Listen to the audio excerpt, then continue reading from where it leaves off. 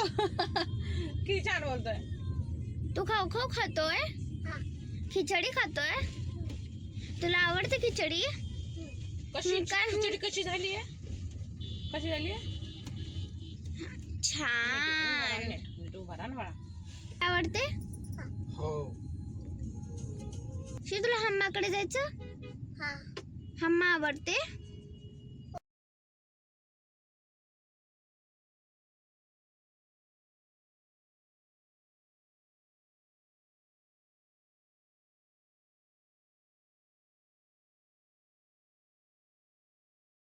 नमस्कार मंडळी, आजच्या नवीन ब्लॉगमध्ये तुमचं मनापासून स्वागत करते. सकाळचे 8:30 वाजलेत आणि गावाला पहा सगळी कामं उरकलेत ह्या टायमापर्यंत. आणि तुम्हाला एक गंमत दाखवते.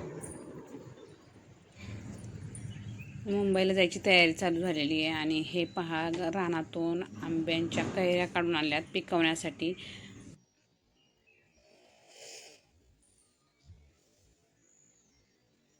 पिकलेले आंबे जर प्रवासामध्ये नेले तर ते ना रस्त्यानेच खराब होतात किंवा मग आदळापट होते. त्यामुळे मग आम्ही नेहमी अशा कैऱ्याच घेऊन जातो आणि मी ते तुम्हाला दाखवते कशा प्रकारे न्यायचे, मग ते खराब होत नाही आणि व्यवस्थित पिकवता येतात. काय करतो पिलू तू? तू मँगो पा प्यायचा? हां एक बघ ना, दीदीन ते अजून झोपलेत बघ, त्यांना उठव जा. त्यांना उठव जा. हे असे एका कॅरेटमध्ये सगळीकडून न्यूजपेपर आतरून घ्यायचा वरून खालून आणि हे असे पूर्ण भरायचे आणि वरून पण न्यूजपेपर घालून द्यायचा. आणि हे अशा प्रकारे तुम्ही कैऱ्या पॅक करून नेल्या ना की त्या प्रवासामध्ये आदळता नाही, आपटत नाही आणि त्या व्यवस्थित पिकल्या जातात. आम्ही नेहमी अशाच प्रकारे पॅक करून घेऊन जातो. तुम्ही पण अशाच घेऊन जाऊ शकता. तोपर्यंत शिव पण कैऱ्यांच्या ढिगाऱ्यावर बसला होता आणि कैऱ्याच फेकू लागला होता. आम्ही तोपर्यंत शेवग्याच्या शेंगा काढल्या. शेवग्याच्या शेंगा पण आम्ही पॅक केल्या. ह्या पण झाडाच्या काढून आणल्या होत्या.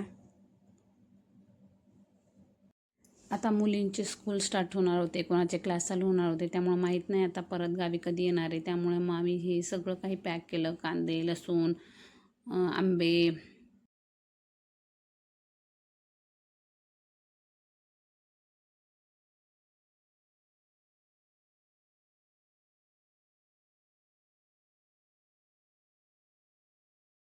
हे सगळं आम्ही गाडीमध्ये पॅक केलं आणि आम्ही आता निघालो.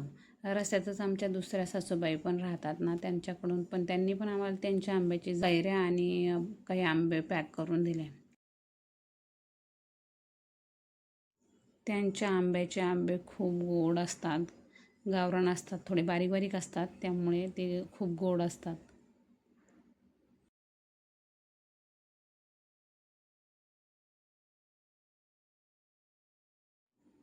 यावेळेस आम्ही गावावरून थोडंसं लवकर निघालो होतो, कारण की वर्किंग डे पण होता आणि आम्हाला रस्त्याने एक प्रोग्राम पण अटेंड करायचा होता.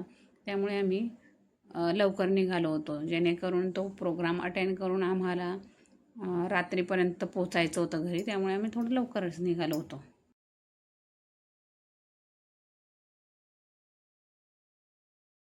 रस्त्याने येता येता आम्हाला एका गावामध्ये बैलगाडा शर्यतीचा कार्यक्रम चालू असल्याचे दिसले. सगळीकडे बैलगाड्या होते, गाड्या होत्या. मग आम्ही एका ठिकाणी थांबून बुके घेतला आणि आम्ही फायनली पोहोचलो ज्या कार्यक्रमाला पोहोचायचे होते तिथे.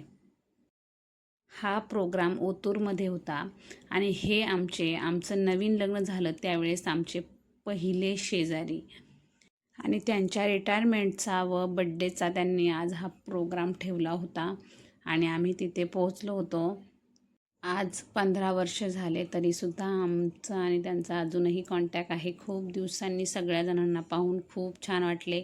त्यांच्या मुलीने त्यांच्यावरती खूप छान भाषण केलं. सगळे भावूक झाले होते.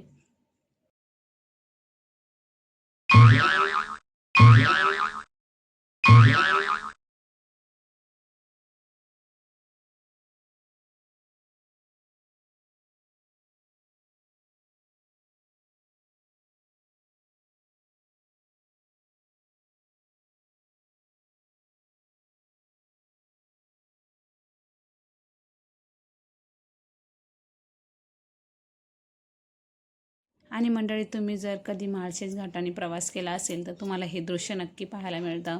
हे निसर्गरम्य असं वातावरण असतं. खूप छान आहे माळशेज घाट. तुम्ही जर कधी इकडून आले असाल तर तुम्ही पाहिलेच असेल, आणि नसेल पाहिले तर माळशेज घाट पहा. खूप छान वाटतं. पावसाळ्यामध्ये तर खूप छान असतं. इथे धबधबे पाहायला असतात, पाणी, खूप छान वातावरण असतात. तुम्ही पण इकडे नक्की भेट द्या. आम्ही मग पुढे त्याला जरा आंबा दिला, केळी दिली खायला, आणि मग आम्ही निघालो.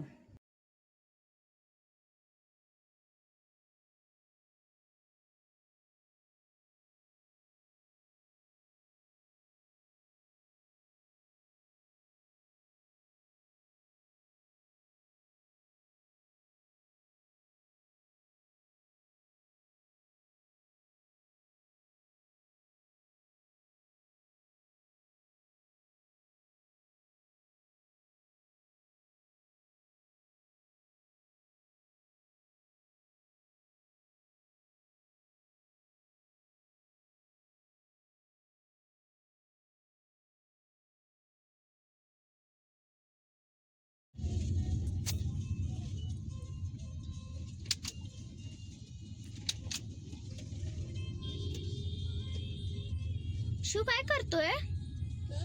काय करतोय? खाऊ खाऊ खातोय? म्हणजे काय असतं? हा बोल. हा अयो किती छान बोलतोय. तू खाऊ खाऊ खातोय? खिचडी खातोय? तुला आवडते खिचडी? कशी काय? खिचडी कशी झाली आहे? कशी झाली आहे? छान. नीट उभा राहा ना बाळा. आवडते? हो. शिव, तुला हम्माकडे जायचं?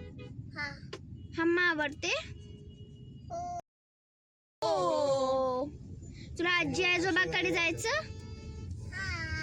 तुला आजी आजोबा आवडतात? ओके, आता खिचडी खा. तुला कोण आवडतं? आजी आवडते? हा? हा तुला आजी आवडते का? हा. आजोबा? आजोबा? आजोबा आवडतात का तुला? नाही. हा.